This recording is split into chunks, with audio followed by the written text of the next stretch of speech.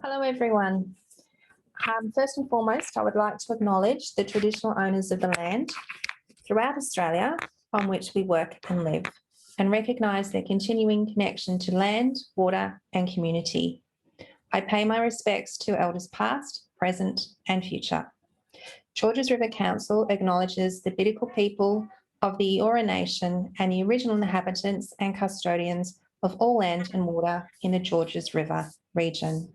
My name is Renee Porter and I'm a curator here at Hurstville Museum Gallery in New South Wales. My colleague here. Yep, I'm Ariana and I am the Education and Public Programs Officer here at Hurstville Museum Gallery, and I will be doing a lot of the tech stuff. So if any questions come through, I will bring them through to the panel, and hopefully we'll go well today. Yeah. So I'm delighted on behalf of Hurstville Museum Gallery to welcome you to today's Stencil Art Prize Curator and Artist discussion.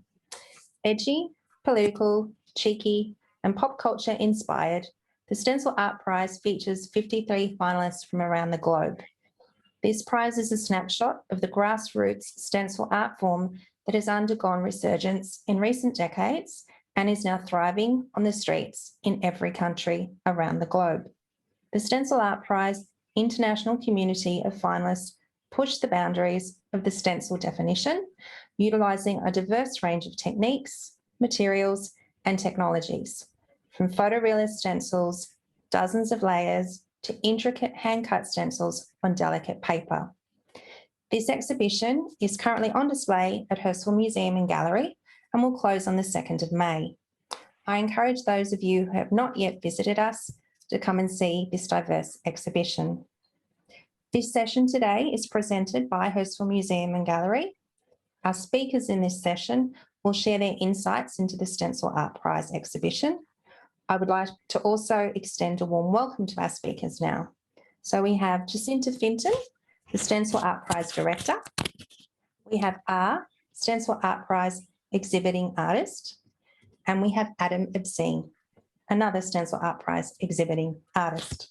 So thanks guys for agreeing to come today and partake in this Zoom meeting. Jacinta will provide a brief introduction and overview of the exhibition, and then we'll have a discussion with questions from you.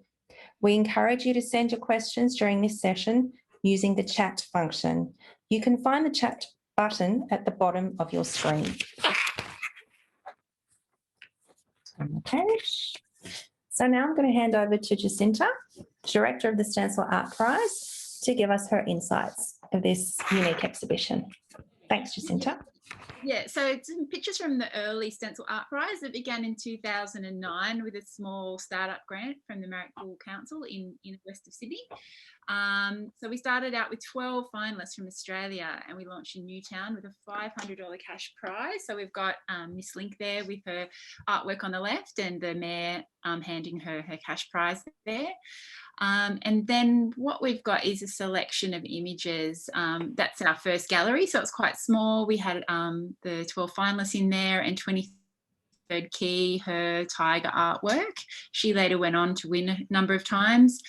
In 2010, we had Luke Cornish. He won the Stencil Art Prize with his really super hyper detailed photorealist stencil of Saul Williams, and again that's the small kind of cool little gallery that we're exhibiting in. And then in following years we moved to the Outpost project, which is in Cockatoo Island. It's a little island in the CBD in the centre of the harbour, surrounded by water. It was a big huge warehouse and we were part of a street art festival that happened in the middle of the harbour, and 80,000 people went through our show, and there was a Banksy exhibition upstairs. So it was a great exhibition that way, that one. So we were continuing to expand, I guess, each year in our early stages. Okay. So they're the artwork. So it was in an old sort of industrial warehouse space. So tools used to be stored here. It was an old shipbuilding facility back in the day, I believe. Yep. And that's 23rd Key. She won in 2011 with her artwork Game Face, a roller derby girl. And this is Scallywag on the left and Joshua Smith from Adelaide in Australia on the right, some of our early entries in our early years in 2011. By 2013, we'd grown to an International Art Prize. We had 2 categories. It was a little bit confusing, World and Australian. We weren't sure if our Australian artists would want to compete with internationals, but it turned out they didn't mind and they were very competitive. So we had 57 finalists from 10 countries, and it was our first taste at international artists. And yeah, we had a really great response. We exhibited at Chrissy Cotter Gallery in Sydney. Yeah, and it's going there. Yeah. And David Fickett from Chicago in USA, he was our international winner in 2013 in the international category. And then we had Ralph on the following screen. We've got Ralph Kempton with his cut screen stencil. So he cuts the artwork into the actual canvas itself. Wow. And he was the Australian winner for that category, and they both had $2,000 cash prizes. So we had a range of styles. Kelly Sullivan, sort of retro-inspired artworks that quite often feature suburbia and hoon cars, which were really well received with audiences. She exhibited a few times. And we also began to see political artworks come through in the prize as it opened up to internationals. This is Just Stencil the World, and it's an artwork about Syria in 2013. And that was still quite early in the radar as far as the media coverage of those issues went. And this is one by Satula Coney, and it was about Tony Abbott, and it's a play on KFC. And this was on the streets, but as paste-ups in Melbourne and Sydney around the time. And the elections were on too, so. These are the finalists. In 2014, we'd moved to Ambush Gallery in Waterloo in Sydney. So that's a bigger sort of warehouse space, the biggest on par with the Cockatoo Island space. So lots of resources there. We pulled a huge crowd, and yeah, we're definitely growing by then. And here's a whole bunch of our finalists. So that's our crowd. So we'd really grown from quite a small space to becoming much bigger, which was exciting each year to have bigger audiences. Yeah. Yeah. So here's Irons. People. Yeah. When we could, eh? Yeah. Yeah, back when we could, pre-COVID. Yeah.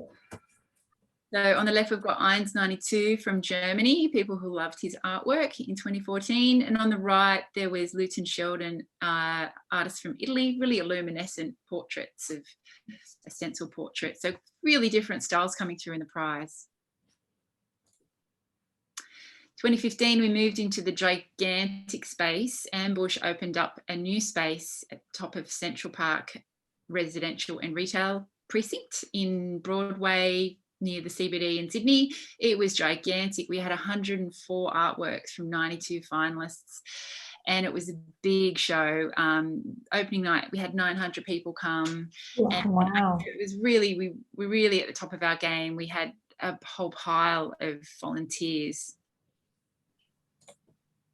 So the winner that year, 2015, was Monster from Poland. They work with found objects and a sense of exploring themes of urban decay quite often, and an absurd Polish humour.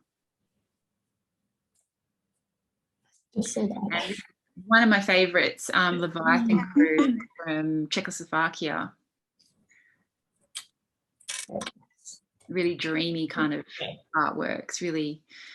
Yeah, so 2016 marked the year that we went on tour for the first time. We exhibited in Sydney as part of the Fringe Festival, and then Adelaide University City Gallery asked if they could bring our show down to them. It had always been a dream, but it had no idea and no budget and no means to make it happen.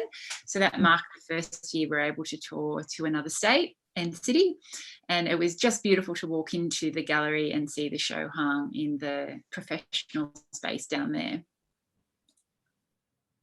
That was our Sydney exhibition in 2016 as part of the Sydney Fringe at Camperdown. It was a pop-up venue, a festival hub venue.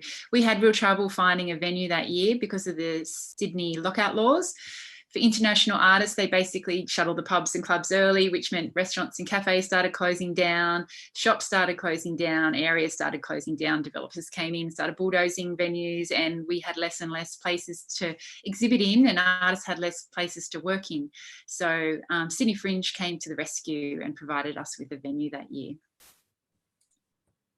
This Tinku, he won in 2016, and his beautiful artwork, he's a Guatemalan artist, is about a local Indigenous woman, and it was taken on the day of a national referendum to hopefully bring more equality for the Guatemalan people. It didn't quite, I think it was called the Peace Accords, and it didn't quite get up, but the artist collects salt and sand and soil from countries that experience state violence, particularly neighbouring countries, and he puts those substances, the soil and sand, into his artwork. So you'll notice when he's got an artwork at the Hurstville exhibition and museum right now, and you'll notice it's sweating a little bit, and that's because of all the organic materials he's put into his artwork. Thankfully, it gets through customs. This is 2017 winner, Jana and JS from Austria, and they work with themes of sort of personal narrative and city urbanscapes, and they're quite intimate portraits that they create. Really beautiful. Mm. And here on the left we've got Moz, he's from Italy. It almost looks like it could be a painting, this one. It's quite painterly. Those you can almost feel like you can see brushstrokes, but once you get up close, you can see that they're cut stencils. And on the right, 2017 finalist Angus Combs, Be Powerful. I could have sold this artwork 500 times. It was just before the gay marriage referendum. It was a really powerful piece. It's quite a large artwork that struck a chord with our audiences coming through in Marrickville. He also had the prints, which was so incredibly popular. It spoke to many, I guess, many women and many men during that traumatic time.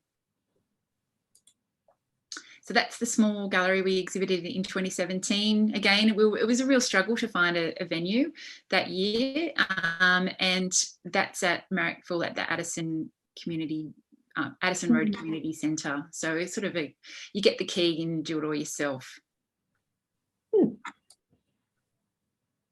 And on the left, we have CRS. Unfortunately, his artwork got mangled in transport so badly that we couldn't exhibit it, but it just had the most incredible detail in it. And you can see from these two artworks in the same show that there's just a huge amount of difference in styles, but both are worthy candidates for exhibition. On the right, we have Helen Proctor. She's a Blue Mountains artist who has been living in the Netherlands, in Amsterdam, and is currently trying to get back to Australia. And she does landscapes of local coastal areas and expresses those in a stencil format, and they're highly popular. She does big street art pieces with them as well, which are really beautiful. And so that's the winner, 2019, Edward Woodley. So it's twisted brass or copper. Sorry, I'm having a mind blank here, but yeah, it's twisted metal. And so the judges had never seen anything like it. So it was a non-traditional stencil, and so it was quite controversial when it won, but a worthy candidate and something that we've never seen before in the prize. And here we have Adam Obscene's work, and we'll be asking him some questions about his portrait, Bad Conduct. And this is ours portrait, and we'll be speaking to her as well about her artwork when we get into our questions in just a minute. Yeah, and that's the prize. That's Hurstville. Good. Yeah. Oh yeah, so basically to sum it up, the prize, we explore this in the book that's coming out in any week now. It's been running for 10 years. We've had 305 artists, 587 artworks, and 39 countries. So we've grown from tiny little beginnings and built quite a big global community. Okay. All right. Thanks, Jacinta, for that overview. I think that, as you said, that provides a real perspective of just how much the prize has grown over the years, and the universal scale that it has now is really impressive. So very much a labour of love for you, I can imagine. And we've got some questions about that as we progress. So what I've got now is I've got a series of questions, and I'll be alternating between each artist with the same question.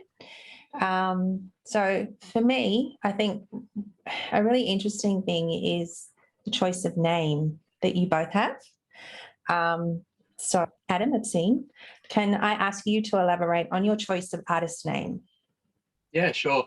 I guess like I've been painting on the street since the mid-90s, and at the same time sort of being a little bit of a content producer. I was writing zines and making, you know, noise installations and in punk bands, and the first ever fanzine that I put out was called Obscene, and the name kind of just stuck because like then it was Adam who does Obscene, and then it became Adam Obscene, and then it just sort of rolled with it.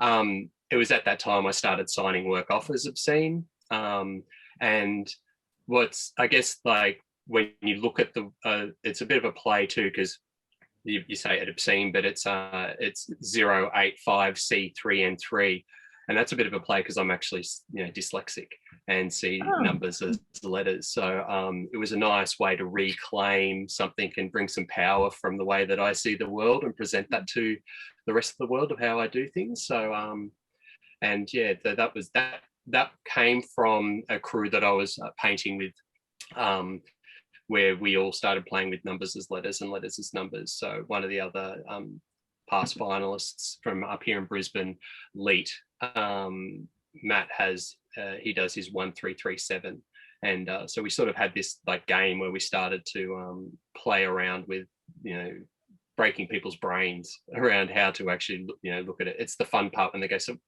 what's those letters and numbers? It's obscene. Yeah, so yeah, so that's where that came from. Yeah. Oh, that's really cool. So I'm going to hand that over to you, R. Can you elaborate on your choice of artist name? And perhaps we also need to point out that it's your choice to remain anonymous for today's Zoom. So we aren't having technical difficulties with your image. So perhaps you might also want to elaborate on that as well, why you prefer not to be seen. Yes. Thank you very much for having me as well. I really appreciate it. I actually found naming myself with an incognito way really, really tricky. I think my name came from various iterations of it. I think it started off as R Star, and then I realised there was some guy in the UK that was under a musician that had the same name. So I thought, well, I can't go with that. And then I changed it to Riot Star, and that was just two 90s girl riot bands. So I changed it again. And it got to the point I was trying to think of, I come from an Italian background, so I was thinking, can I use some small little Italian words? And that wasn't working. And it got to the point where I was just like lost for words. And my name became like an exclamation, like, this is not working. So that's where it came from. And it's kind of stuck. And I think I used it on my website, and then there's some older versions of my website floating around with the different names, but this was the one tag that I could actually write as well. So in regards to Renee remaining anonymous, like, I think also it's funny, a lot of people always thought that I was a male artist as well. It's not until they've actually met me that they realise I'm female. And I like my hand up as well. I presumed that. Yeah, I actually was I actually kind of don't, I like this, you know, my on my Instagram it's like you know, I won't fit your criteria is my little catchphrase, and I like that because I don't want people to judge me by you know, my gender, by my art, by things. And I just think being incognito as well, I still like to tear up the streets a little bit when I can. Unfortunately, Sydney is not the best place for that. I was from Adelaide and lived in Melbourne, and it was a bit freer there. So just people have seen me around, but I just like to stay. And I think it's also too because I tend to be a little bit shy as well. So yeah, fair enough. Well, thank you for sharing. Back to you, Obscene. Why do you find stenciling a compelling medium to work in? I'm really impatient. Like, you know, I went to QCA, Queensland College of Art, and did illustration, and you know, enjoy the art making process. But one thing I love about stencils is once you put the work in to actually create the stencil, you can get that gratification of completion of work over and over and over again really quickly. And so it's really great when you're doing murals or you're on the street. You know, you've got this, I have a portfolio of pre-cut stencils from, you know, 25 years of painting, and every time it's like this mass-produced quick fix of getting that little artistic, you know, buzz. So I really love that part of the instantaneous gratification of, you know, art making. It balances off against when, like, I also enjoy obviously doing traditional artwork and, you know, video and, you know, and those things, but it just is high impact, and, you know, really I get that buzz out of it, and also it keeps me, like, I'm not sure if the Stencil Art Prize hadn't have popped up when it had, I'm not sure if I, you know, it's something that I aim to do every year when it's there. Like, it's a good challenge to work with. So it's always a really nice way to stay connected to a broader street art graffiti community. And that's kind of one of the other reasons I kept stenciling, is because Jacinta putting all the hard work into the art prize means that you get to meet international artists. You can actually do that sort of networking. So yeah, it's kind of like they feed both things. Like, I do stenciling because I love it, but also it's a nice way to stay connected to other artists through a bigger stencil community or street art community, which you don't normally get sometimes with other art communities. Like, there's a bit of camaraderie, it's from the street, there's lots of different opinions about it, there's lots of people that have a political bent and a bit of fun, but I think that it's all those things that come together that mean that it's just a really nice cornerstone of my practice. Thank you. So, could you elaborate on why you find stenciling a compelling medium to work with? Yeah, I actually really love the fact of, you know, taking image and slowly cutting it out, because all my stencils are hand cut as well, and I think it's very therapeutic. I think, even though mine are quite detailed and photorealistic, and it does take a long time, but I find that with the stencil, the neatness of the stencils as well, like, regardless of even if you're doing a couple of layers, I really like how it'll, you know, fitting it all together as well. I did try my hand at, you know, using just freehand spray paint, and it was quite disastrous. So I still really, really love and respect, you know, especially, I'm a big fan of the 80s and 90s, you know, New York, and even here in Australia, all the stuff that has gone by, and respect those artists. But I'm still learning all of that. And I think stenciling is a way for me to also be neat and tidy the way that I like my art. I don't have like any art background, but I've done drawings and things like that, did a bit of photography, and it's like, when I came back to it, stenciling was just something that I kind of saw when I was living in Melbourne and instantly fell in love with it. And I'm like, I really want to do that. And so here I am. Cool, thank you. Back to you, Obscene. Have you undertaken any particular art training to become a stencil artist, or are you self-taught? Well, I sort of mentioned before, I went to the Queensland College of Art. They didn't teach you how to stencil there. I was stenciling before I went to Queensland College of Art, did illustration. So no, self-taught in the way that I was lucky enough to meet up with some really great stencil artists early on. Greg Hilliard and Haha, and some of the original stencil artists from Melbourne, and really ran with those guys when I was painting without stencils, and then just really loved what was happening, and just hanging out with those guys in studios and learning it from them, and, you know, getting hints and tips, and then going away and just developing up my style over several years. I think that formal education kind of gave me an insight into the art world that I wasn't really into. Like, it was a good experience, and I've taken heaps from that to apply to my practice in lots of different areas. But yeah, it's almost like my zine making and my stencil work were happening in parallel to my art academia career, and it took a while for me to understand how they actually fit together, because they felt like they were two totally different things. So so one informs the other, but didn't directly, you know, input into each other. So Yeah. Okay. So again, back over to you. You also, like I've seen, you touched on your training. So I think you also mentioned that you're self-taught. Would you like to elaborate a bit on that for us? Yeah, sure. Like, as I said, like just my source of knowledge was pretty much the streets in Melbourne when it came to stenciling. Again, like I went to university in Adelaide, and I think I did screen printing as an elective. But as Obscene was saying, there was no stenciling. You know, you couldn't do a couple of courses for a semester in stenciling. So I've got no art background at all. I think I dabbled in photography a little bit through uni as well. But I think my passion came from being quite creative when I was younger. I was always just drawing. I just love drawing illustrations, and sometimes I've made them into stencils as well.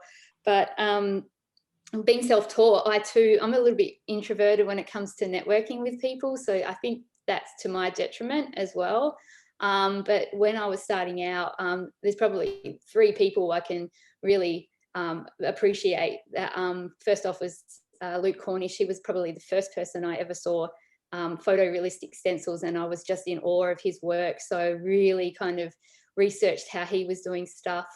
Then also 23rd Key in Melbourne and Stockroom Gallery have been absolutely amazing to help me kind of progress as well. And lastly, Fergie from Brisbane, we always have a little chat now and then, and he's helped me with a bit of because I'm self-taught with Photoshop and everything like that as well. So they've helped me along the way. So I think just using the internet as a source as well, going, you know, on the streets, having a look and just trying stuff, so I can see the progression through my work, where I've done some stuff in Illustrator, or I've done some stuff that's just been hand drawn and photocopied and cut out. So I think now I'm kind of in a place of what I like, but I'm never satisfied. I always want to keep pushing it.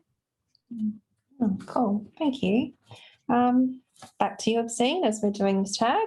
As an artist, does stencil art offer any benefits or artistic possibilities not offered by the use of more traditional mediums? Yeah, like I said it before, I think it's about community, and I mentioned it too, is that just with our, you know, stories, is the community helped us learn how to do art, you know, in this way. So I think that there is definitely a community vibe in definitely with stenciling and the broader street art community. That there's a lot of sharing, there's a lot of, like, you know, there's collaborations. Like, I love collaborating with other artists. It's one of, you know, my favorite things to do, particularly a stencilist or a graffiti artist that has a totally opposing style. And I think it's that camaraderie and belonging and connection to other artists, where you sort of feel like, you know, where you're up against it. It is, you know, most legislation across the country still sees, well, they're trying to make a definition between street art and graffiti, and we can have conversations about that every day. But vandalism and the act of illegal marking on public property actually puts us in a really precarious position, particularly with carrying our implements of the trade, which is spray paint. You know, some cities, if you get pulled up by the police and you're carrying a spray can in your bag, regardless of the purpose, you can get fined, and you can even be detained. So having a community that supports you is actually really great, because, you know, there's shared stories, and, you know, you can actually have collective action. You can actually make applications to change laws, and you can actually say, well, actually, we're legitimate culture makers and producers which are commenting in Australian society, and, you know, we just choose to do it this way. So it's definitely the community and the camaraderie that I get a kick out of, for sure. That's cool. So just from what you've said there, so have you actually personally been pulled up with gear in your bag? And look, I like to think I'm a little bit of a chancer. I haven't. I've got lots of friends that have. Okay. And I think that it's also about learning from the mistakes of others. And, you know, there's just some places, you know, you don't go, or but yeah, look, it happens a lot, and it happened, you know, it's probably not so bad as what it was maybe, you know, 5-6 years ago. I gotta say, the commodification of the style to become acceptable within the mainstream advertising avenues has actually probably assisted in the notoriety. But in saying that, it also gives us something to rebel against as well. It's just like saying, well, it's, you know, we're not a big brand marketing arm. We do this for different reasons. So I like to think I'm a little bit more nimble than that to be picked up by the Rosses. So. Oh, it's funny. So over to you, R. I'll repeat the question because it was quite a long, convoluted question. As an artist, does stencil art offer any benefits or artistic possibilities not offered by the use of more traditional mediums for you? Yeah, I agree with what Obscene said. Like, the community is fantastic, and I think that I pretty much can pinpoint when I started stenciling, which was probably in 2011. But I still feel like I'm emerging because, like, unfortunately, I have a full-time job in another area, completely different. And my stenciling tends to be second nature. Like this, you know, it's unfortunately, it's what I really want to focus on. And this job gets in the way. So that kind of stops me being part of that community. But I find that some people have taken some chances on me and allowed me to be in, you know, a few exhibitions. And it's just amazing, like, just to have these people around you. And I think also too, with stenciling, I don't know, it's got those boundaries. You can pretty much do what you want. Like, and it's with the exhibition, that's, you know, what is a stencil? You know, 1 layer, 40 layers, black and white, color, you know, using different, like as Jacinta said. So I think we're lucky in that regard that, you know, we can say it's a stencil, but, you know, we've got a very big, broad spectrum of what a stencil is. But yeah, that's pretty much for me as well. Oh, cool, thank you. Obscene, this is quite an open-ended question, so take from it what you will. What is it that shapes and influences your work or the themes that you explore? I really get a kick out of a couple of things. Nostalgia, like growing up in the late 70s, early 80s, sort of see this behind me, is yeah, I really like being able to create imagery that strikes a sense of nostalgia in the viewer, but it also is, it's very, you know, self-indulgent because I'm pulling things out of my collection. I'm actually, you know, putting every day probably the lowest common denominator product from a capitalist consumer society and making representations of it and placing it in galleries. I just really get a kick out of that, like putting a rubber duck on a canvas and tearing it around Australia and putting skulls in its eyes. You know, like it's just a little, it gives me a little giggle and I like it. So I really like the concept of obsolescence, about things that society throws away and they believe that it's obsolete. And I really come from this perspective and a philosophy that something's only ever obsolete if it no longer has a use. And very rarely does things cease to have a use in life. So that can be physical artifacts all the way to a thought or a philosophy. And I really play with that concept that in a world of mass-produced media and, you know, printing and screen printing, stenciling is a way to actually claim back some of the, you know, the hand of the artist is obvious in the work that you do, but it can be produced in a way that is mass media and mass produced, unlike a lot of other art forms. So you can create something and see the hand of the artist, but I can create 400 of them if I want, you know, so it's competing on multiple levels. And I think that you know, that also really, and I think the key is if I want. I very rarely do 400 copies of it, you know, sometimes don't even get to one, but it's the act of understanding that you can do that. So, yeah. Cool. Thank you. Over to you. What shapes and influences your work or your themes that you explore?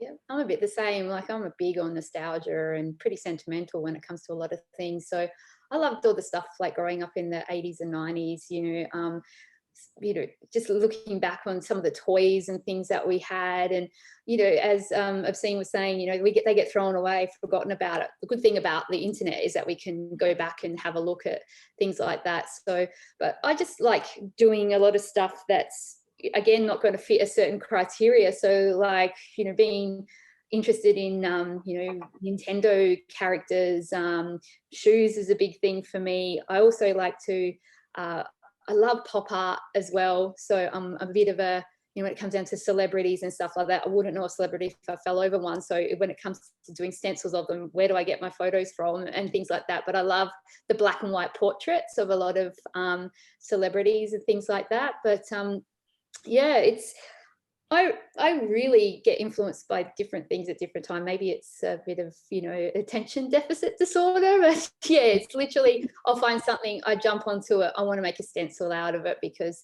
I think it is, you know, something that is, you know, people might like to see and might, again, bring a bigger audience. But I just think of the world around me, traveling, you can see different things and learn different things. So really anything, to tell you the truth. Oh, yeah, thank you. All right, we've just got a question that's popped up in the chat, and Jacinta, you can correct me if I'm wrong. Eno is also an artist in the Stencil Prize. Yeah, so welcome, Eno. And the question we've got here is, how do you each accomplish registration for multiple colours? So, Obscene, should we start with you with Eno's question? Yeah, it's funny because I was late to the game in understanding like what registration even was. Like, because I did a lot of stencils on, like, initially on the street, or and it was like 1 or 2 layers, like hand spray down the background and then put the single layer straight over it and just hope like hell that I got it right. And then I sort of was having a chat with some people, and using, when I would go into the studio, I'd use the edge, like multiple layers. If it was all the same format paper, it was just using the lining, putting the base down and then lining up the edges. And then I discovered this thing, which my screen printer friend said is, you know, cutting the same shape, putting the same shape design registration mark on each layer and cutting that out and layering over it. So spray, you know, putting a bit of tape on the canvas and just using that as the part that lines them up. But I'm not a massive fan of registration. I actually kind of like the accidents that you get when it sort of slips a bit and it goes a bit wonk, because it actually is that exciting, you know, happy mistakes that, you know, I'm gonna remember that. So some of the best things I discovered, like with my early days, was how to almost create a 3D effect with using multiple stencils by just slightly shifting each layer to the left or right by just a couple of mil, and then just lightly ghosting or half toning the speckle spray over it to just get totally mental effects. It was amazing.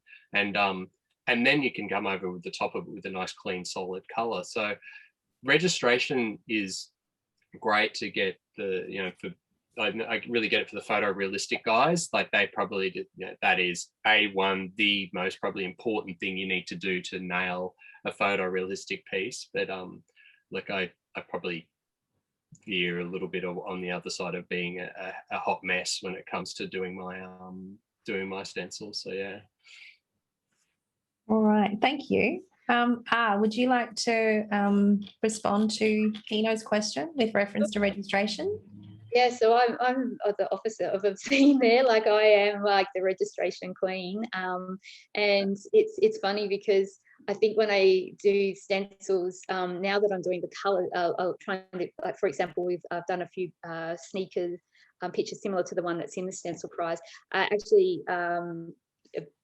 get all this colours separate, so I can spray them separately, so we can end up with like up to 60 layers, because I'm trying to separate all the colours and everything. So registration is huge for me, and that's probably the biggest bugbear, is that I've cut out the stencil and I don't cut out the registration marks, and then I got to go back and cut all the crosses out, and it just drives me crazy, because, you know, if they're a little bit off, then there goes the stencil. So yeah, it's hugely important for me. I think, again, it came down to, sometimes I put too many registration marks, but then if I am spraying it, it does come in handy just to make sure that I've lined it up, so I can trust that process.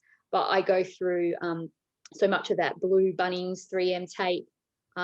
Even when I'm doing some stuff on like walls, like I did a couple of pieces on the stockroom wall when there was tape everywhere with registration marks on it, so I could get it all online, especially with the wind as well. But yeah, it's hugely important for me, and I'm very concerned, like if I don't get them online and I get something, you can see it, especially if I'm working on wood and I'm just using that background.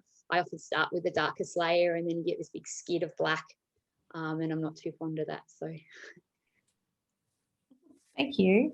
So I think that's interesting in itself. Both of you responding to that question kind of highlights the diversity that a Stencil Art Prize exhibition encompasses, because there are so many different methods of stenciling. And we've had visitors that have come into Hurstville and they're like, but what's a stencil? And it's like, I can't give you one definition of what a stencil is. We can give you examples of how different artists work. Yeah, so I think I found that really interesting how you both answered that question, because it highlights, I think, one of the strengths of the prize is the diversity and richness of the medium and just what is capable of achieving using stencil. Back to you. I presume that you're sitting within your studio space? Oh, I don't have a studio space. Unfortunately, I'm working from home for my other job, so it's my lunch break at the moment. All right. So, all right. I'm presuming that was wrong. That's fine. The space where you work, could you describe that to us? Yeah, so to actually create the stencils, I do it right at this desk. You know, using the photos that I have or anything that I've taken or I've drawn, I all do it on this computer that I'm talking from now.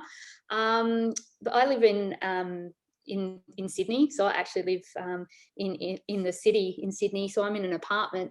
I have this little crusty dungeon of a garage that I work in.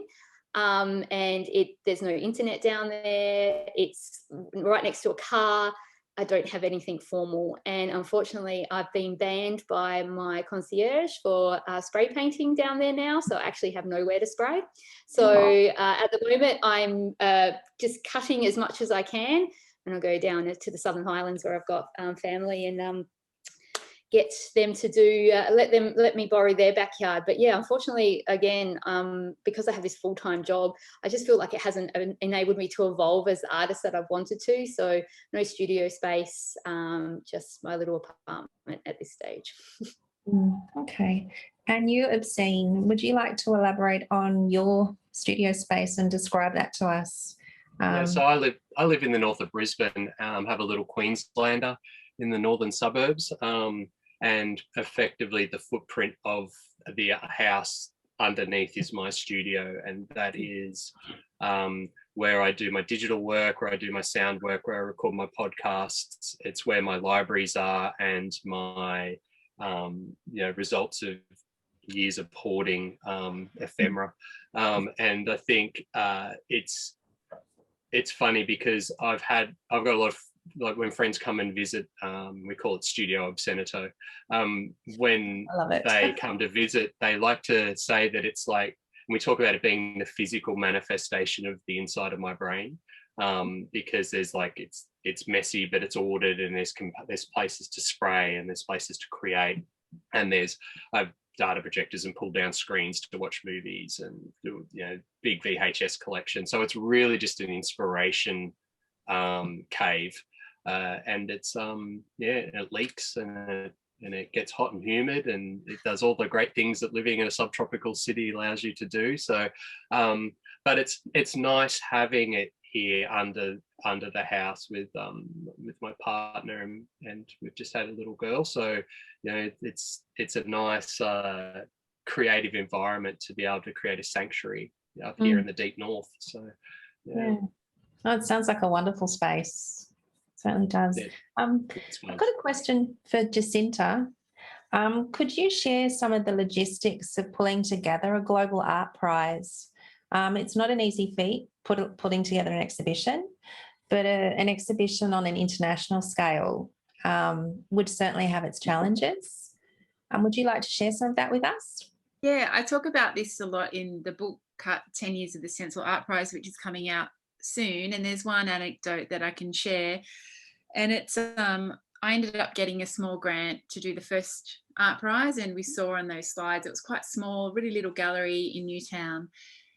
And then on the last day of the gallery, and I didn't have a car or a license, and my boyfriend and I were taking the paintings from our house that were being delivered and dropped off on the bus or in taxis, because some of them wouldn't fit in the taxi, so some of them we took on the bus to the gallery. So I just jumped in and did it. I didn't, just do it. And on the last day of the exhibition, I locked up the gallery, and someone banged on the window and they said, "So when does this happen again?" And it hadn't occurred once through the whole show that it had to happen again. So I'd say you need that gene where you just think, "Oh yeah, that'll be fun. Let's do that." And I think my career's been littered with fun ideas that I then have to do. So it was starting small, just starting. And I worked with an art early in my career, and even at university I knew an Australian arts worker called Marcus Westbury. He did the Renew Australia projects. We went to uni together and we were great mates, and his outlook was always, just make it free, everyone will come. And I really had that ethos growing up with him at uni, and that I took that into, I guess, crazy ideas that I had. And I started it up. People began to ask me how, from overseas, can we be involved? And at that stage it was Australian only. So then I had to really look online for,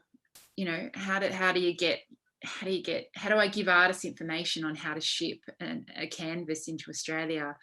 So it really was trial and error. And in the book I talk a lot about how hard it was to find a venue every year and to afford one.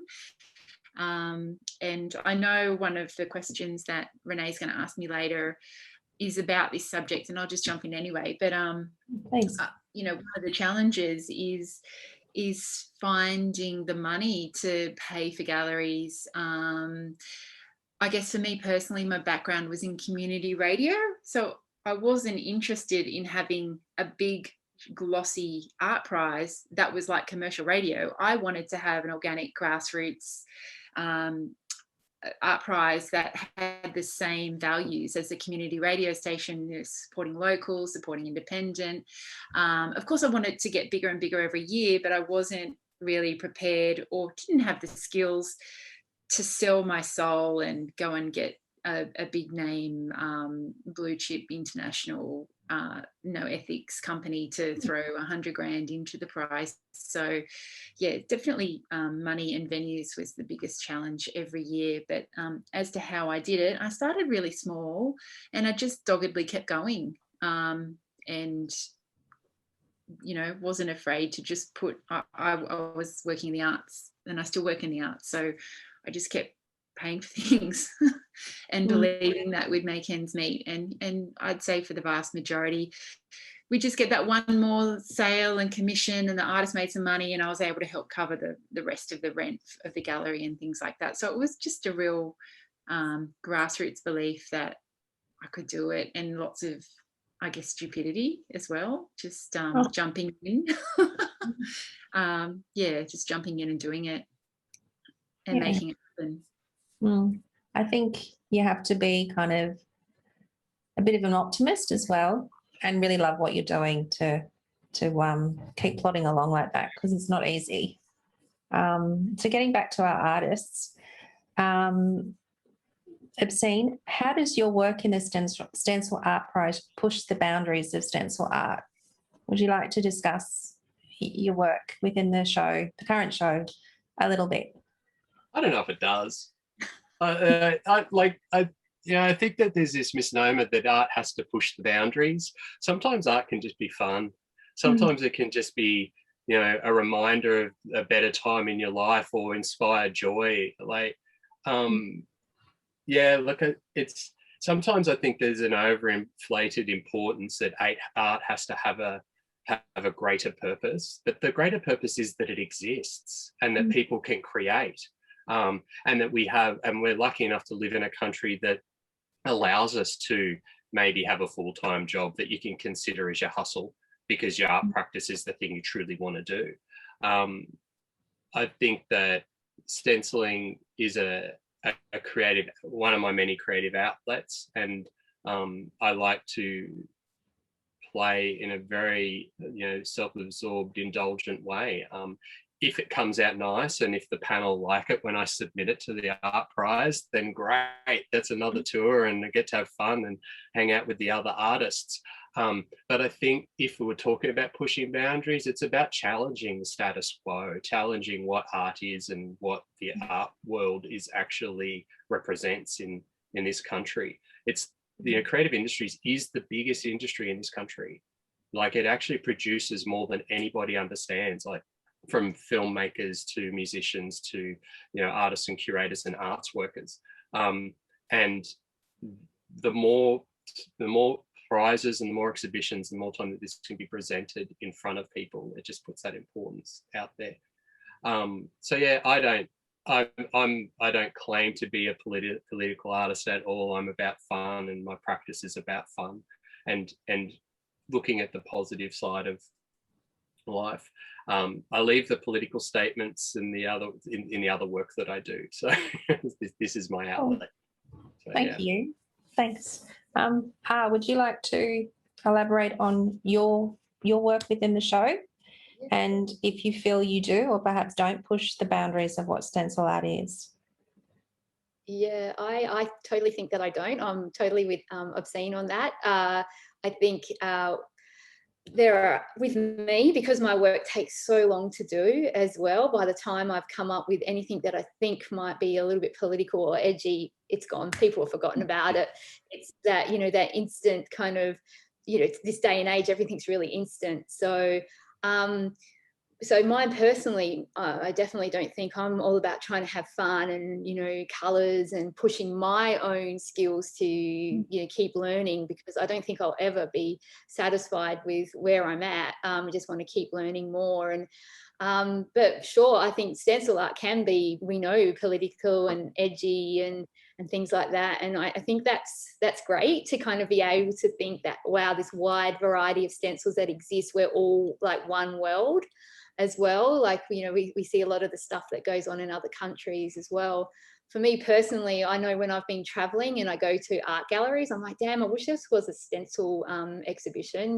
Like, that's all I want to see. We go into places overseas, New York, and I'm like, oh, that's got 2 stencils in it. I wish it had more, So I think, there's some people do a brilliant job of it, making it political, and I think that's definitely part of the whole street culture and stuff like that. But it's so varied now. There's not really any, and I don't think that even we should start pigeonholing each other, because it's like everyone's got to fit in a box as well. And I just really, really, really hate that. Like, it's just, we're meant to be expressing ourselves and being whatever we want to be, but yet people want to pigeonhole us or find out who we are. Like Banksy, for example, why does everyone want to know who he is? Just enjoy his art. It's there, enjoy it while you're in that pro. So some people may be edgy in that, but as I said, it takes me so long that the thought's gone. So yeah, I just happy with learning new skills and trying to make a stencil out of a photo or make a stencil out of something that I've seen. That's pretty much me. Yeah, okay. So still staying with you, on your website, you state, and I quote, "My aim is to stay true to the form of street art." Can you elaborate a bit on this, please? Yeah, sure. So again, as I mentioned before, like, I grew up kind of growing in Adelaide. I was obsessed with graffiti as a young kid, and when I was younger, it was all the guys that were doing all the writing, and that's all I wanted to do was, like, jump the train lines and learn how to do all of that stuff. But I went to a Catholic girls' school, and that wasn't going to happen. So I was always really, really interested in that. And I think to me that, like, with stencil and freehand graffiti, like doing pieces and stuff like that, I think to me that's really an important part of this whole culture. And I think, I've been painting stencils on the street before, and I've had people drive past and scream and say, do some real graffiti. And I'm like, okay, whatever. So it's those little, trying to fit that box again. So I really want to respect those people that have come before, who have, as I was saying, had a run-in with the law because they're doing something they love. And I think too, street art is thrown around these days. Like, we've got a lot of advertisers that are using street, especially in Sydney. I find that there's a lot of murals that are popping up for Foxtel shows and things like that. Well, I think, there may be artists that are doing it, and that's, how they make their money.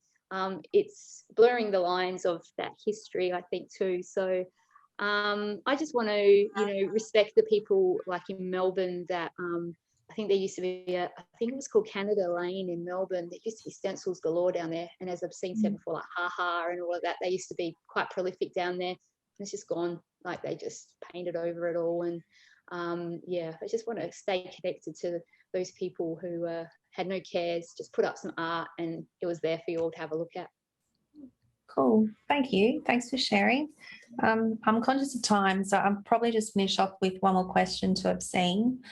Through your social media, you define yourself as a multimedia street artist, a design writer, a film reviewer, and event producer. And I think you've touched on this a bit through our previous questions, but how do each of these practices inform each other? I guess I come from a really strong DIY aesthetic. So growing up as a young punker on the sunny coast in Queensland, where there was no culture. It was like surf or football or sugarcane. If you wanted to do anything, you had to do it yourself. And that's how I've got into everything that I do. Writing zines was because no one else was writing about the stuff I wanted to do. Reviewing films and putting on film nights and gigs with punk bands. Like, it's all about just doing it for yourself, but hopefully waving the freak flag high enough that you would actually attract the same type of people to, like, so you could build a gang. So maybe you could survive that next weekend in Hicksville. So so look, it's from that same aesthetic as I get a real kick out of doing it myself, making that connection. I've got a podcast now with one of my original collaborators from 25 years ago. He lives in Melbourne, and we Skype in every weekend and we talk about bad movies, punk rock, and street art. And it's called Wastelands Radio, for the plug.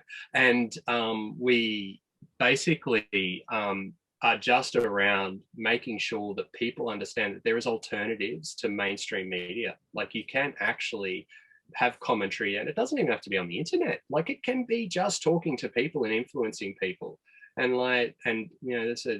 being kind and putting a positive light in the world is really that driving force. Do it yourself and make connection with real people. And that's kind of the overriding philosophy that I have. It's like a community development DIY approach, as well as being quite erratic, that I do so many things and can't really pigeonhole it. So yeah. Oh, well, thank you. Thanks. Conscious of time, it's just after 1 o'clock. So it's time to wrap this up, but I'd like to sincerely thank all of you for your time today. I've learned a lot from both you, Obscene and R. I look forward to seeing where your future practice takes you.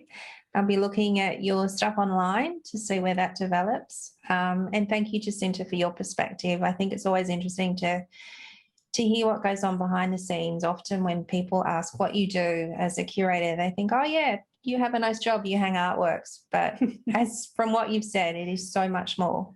So thank you for your ongoing support and drive for supporting such an important medium, which we're really proud to have here at Hurstville Museum and Gallery. So thank you for everyone that logged in today. Ariana will be putting this onto our website. Yes, I will definitely put it on our Facebook and social media. We'll try and put it on our YouTube channel as well, so you have the full hour-long talk that we've. And I'll try and put up as many links as I can to all our different artists. So if you haven't started following Hurstville Museum and Gallery on our social media, or even Stencil Art Prize, and you want to find out more about the artists that are involved in the show, start following us. We've got lots of content up there about Stencil Art Prize at the moment and about the other artists that are in the show, and their links to their Facebook pages and Instagram sort of accounts. So yeah, it's been like really interesting on my side as well, hearing all the interesting ways that people make art and how they fell into sort of stencil art as well. And yeah, it's been lovely being part of it. Yeah. So thanks, guys. Thanks for today. Enjoy the rest of your afternoon. Thank you. See ya. See you. Bye. Bye. Bye.